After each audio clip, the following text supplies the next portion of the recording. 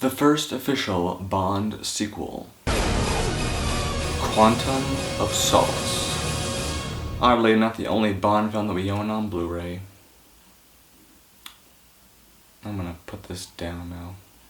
This is directed by Mark Forster. Let's see, what did he do? Monsters Ball, Finding Neverland, Stranger Than Fiction, The Kite Runner, this, Machine Gun Preacher, which was last year, and oh, he's doing World War Z. Not a terrible record, but yeah, he's not the most famous guy out there. This film had huge hype around it because it was the next Bond film and after Casino Royale, where everyone was happy. They thought, okay, this has to be bigger and better than that one. Which is hard, you know, because some people, myself included, think of Casino Royale as kind of like the Batman Begins of the Bond franchise. It kind of, sort of, not really, but in a way rebooted it, and you got introduced to the character again. And this one being the follow-up to that movie, you know, kind of like any continuation for a franchise, you want it to be bigger, better, just a lot more bang for your buck, and you want the characters to be better, stronger, well written, and you want a good story. And a lot of Bond fans, myself not really included, went into this film and walked out sorely disappointed. I'll say first and foremost that I do like this film. I think it has a good running time, and it's not too long or too short. I think that is a good, not great film. It had so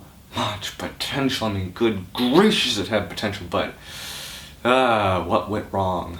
First and foremost, and any critic will tell you this, professional or not professional will tell you, that the director, Mark Forster, not the best choice. He's one of those directors who, kind of like Olivier Megaton, forgot his name for a second, he likes to cut rather quickly during the action scenes. But Forster does not cut nearly as much as the Megaton guy. He does it, whew, yikes. Like say during the opening sequence, the car chase, which I think is actually pretty thrilling. There are certain moments during that car chase, and actually during the foot chase after the opening credit sequence, where if you blink, you will miss like 2 shots. You just can't blink, and I hate when films make you do that, you know? I mean, I want to be able to blink regularly, you know? He shoots one of the CQC bits, the Bond versus the one dude in the hotel, I don't even know what the guy's name was, but in the hotel, the dude that lasts for like a minute, and he shoots that scene like a Bourne movie. That actually isn't that bad, and you can actually blink pretty regularly during that bit, but there are just certain bits where you do not want to blink. But the action aside, Forster does the drama pretty well. It's photographed beautifully, and I have to say that the acting all around is pretty solid. Judi Dench as M, holy crap, that woman is amazing in that role. She owns like every scene that she's in. Daniel Craig as Bond, brilliant as always. And then you got the 2 Bond girls, which is really odd for this film because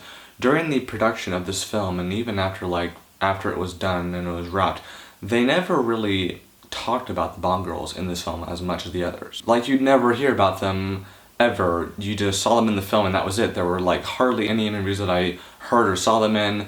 It was just weird. But by far the biggest problem with this film, without question, is the villain. Dominic Green is one of, if not the worst James Bond villain ever. And it's not the actor's fault who plays him. Matthew Amalric. Helps to have IMDb on your phone.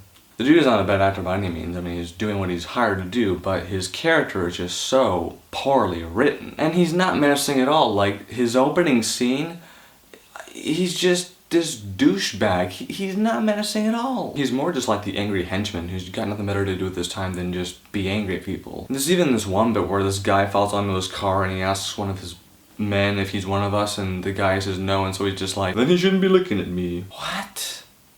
What? That is not what a Bond villain does. And then the funniest part comes, and this part is freaking hilarious. The beginning of the 3rd act, and they show this hotel out in the desert. So you got these 2 guys sitting, talking, and you know, about the hotel, where they're at, and you know, the fuel cells make some noise, and this guy is talking about it and whatnot. And then they do this wide shot of the hotel, and freaking line sounds highly unstable, and just right then and there, even before he says that, you know they're gonna blow this thing up. And I'm just like, dude, that's the most obvious setup in the world. We know you're gonna blow it up, just don't spell it out. It's a James Bond film.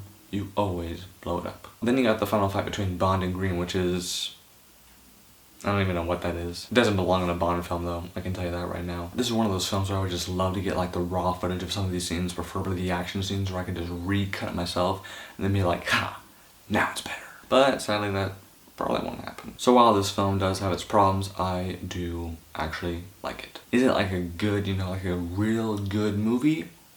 No. But is it a bad movie?